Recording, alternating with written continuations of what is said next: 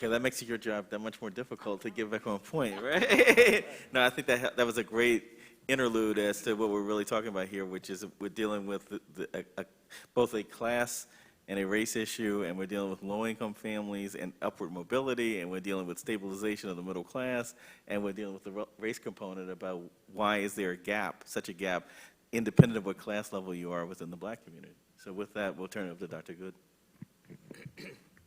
Well, good afternoon, and I wanted to start by referencing something that was said at the very beginning of this session about the keys that had been turned in. I heard Mercedes on that list, and since I drive a 1997 Nissan Maxima with 287,000 miles, if somebody doesn't claim those keys, I'll be happy to trade mine out and get that replacement set. I'm delighted to be on this panel this afternoon, and just want to share. Thanks so much, Maya, for convening this. This has been an excellent summit and an excellent day to engage some very important issues. And I really just want to spend some time, a few minutes, talking a bit about the context of wealth inequities. We've heard a lot of great information today about racial wealth inequities that are very important. And I just want to connect them around 4 particular areas. One, so this is really at the macro level. One, the disconnect between our democratic ideals and our public policy implementation. Secondly, about the pervasive saturation of structural racial inequity. Third, about how to effectively navigate what I call the nervous area of government. And fourth, what are some potential solutions or contexts for solutions around these? So when we think about our democratic ideals, we think about justice for all. We think about people being created equally. There's universal agreement around these ideals. But where things sort of break down tremendously is the implementation of these fine principles. And so I think this is an important place to start when we think about our public policy solutions. How do we bridge that disconnect between these universally shared ideals and principles and what we see on a day-to-day and continuous basis? There is a saturation of racial inequities, not only in the United States but in the world. And I think this is really important. When we think about wealth, we need to think about the context of that. And if we think about an imaginary clock and we start at 12 o'clock, we see structural inequities in terms of education. Look at the property tax system as a way of funding education. We see tremendously different outcomes there relative to race. That's structural. If we have our clock and we tick it a little further to 2 o'clock p.m., we see injustices and inequities in the criminal justice system because largely we see those that have less than a high school education are disproportionately represented in the criminal justice system. A lot of structural inequities there in terms of charges, arrest rates, parole rates, and the like. If we tick the clock a little further, those criminal justice inequities then lead to inequities relative to economic well-being. So some of these things that we look at in terms of asset building, wealth accumulation, and the like, because of course if someone has been convicted of a felony, then their likelihood for employment and their options get reduced significantly.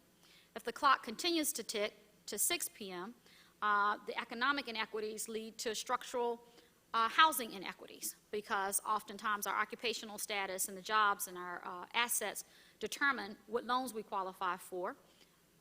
The structural inequities relative to banks, we know the audit studies, the parent testing studies, lots of information there about structural racism there. The clock continues to tick to housing inequities. We see structural inequities related to environment because where we live and our houses impact whether we're around green space or whether we're around, if we're exposed to lead-based paint and other harmful environmental elements. The clock continues to tick from environmental inequities that are structurally caused to health inequities, because if we are not located in some of these more positive environmental situations, then we have an increased prevalence for asthma, for a lot of different health outcomes, diabetes and so forth. And then those health incomes take us all the way back to 12 midnight, where we see relative to health effects, infant mortality, and the like, we see differences in terms of education and performance in schools. So we really are, the clock is constantly ticking. We are in an environment of saturated racial inequities, and wealth is touched by all of these, and wealth touches all of these. So these are cross-directional. Not only is that saturation pervasive, but it's also intergenerational, because one of the things, of course, that we inherit the most is that economic status and that wealth status from our parents and from our grandparents.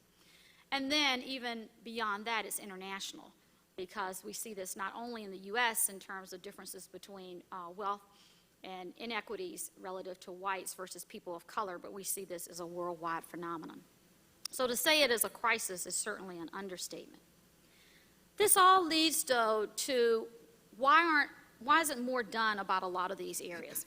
And I know we're focusing a lot on policy solutions, and those are important. But equally important, we need leadership solutions as well. And we need folks to take up the mantle of leadership around these issues. And I argue that one of the reasons that this doesn't happen as much is because race and social equity is what I call a nervous area of government. And quickly, that means when we think about nervousness and fear is a shared human characteristic.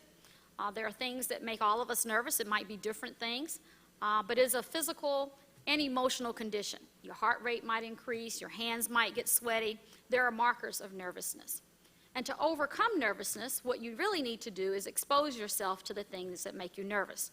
So if you're nervous, for example, in public speaking, you need to try to engage in public speaking a little bit more often. Over time, exposure will then decrease that nervousness. We see nervousness relative to leaders in really dealing with racial inequity. Someone asked earlier this morning about, well, this can be an uncomfortable conversation. People are hesitant to engage these topics, and that's very true. And that's what I talk about when I say it's the nervous area of government, because government organizations have a footprint relative to many of these inequities. Whether we're talking about education or housing, there's a track record that we can date back that looks at policies, and government and governmental organizations are a huge part of that. And so government and government organizations also have to be a huge part of that solution. But in order to do that, we need leaders within government agencies, at the elected level, at the local level, all being willing to engage in this nervous area of government. And it can be a very uncomfortable space, but fortunately, there are a lot of tactics that we can use to try to overcome that nervousness. And a lot of things that we want to be mindful of in conversations. So you start talking about race, folks say, well, let's avoid the issue, let's talk about income, or let's talk about race-blind solutions. All those things can be designed to minimize the emphasis on looking at the relationship between race and government action. And so it's very important for leaders to be able to successfully negotiate that nervous area of government. There can be motivators. They can be motivated by legal motivators, such as Brown versus Board of Ed. That can motivate leaders to change. There can be political motivators.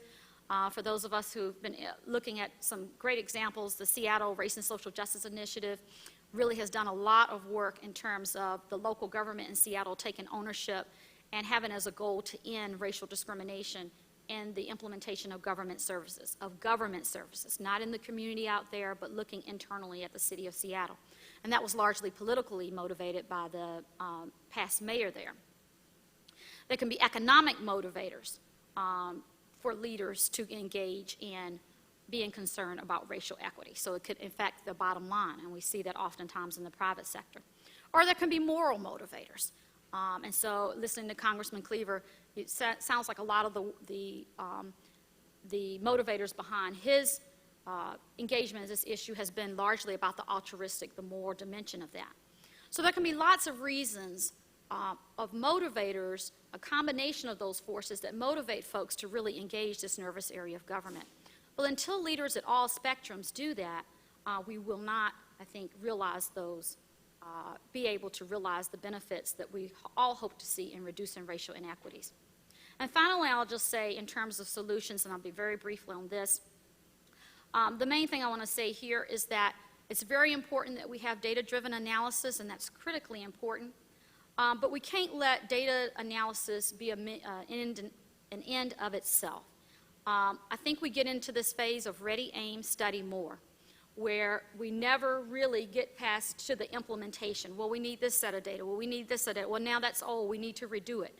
And so I think we need to move beyond a call for more data to inform these policies to having leaders being willing to implement policies that are congruent with the data disparities that we already see. Thank you.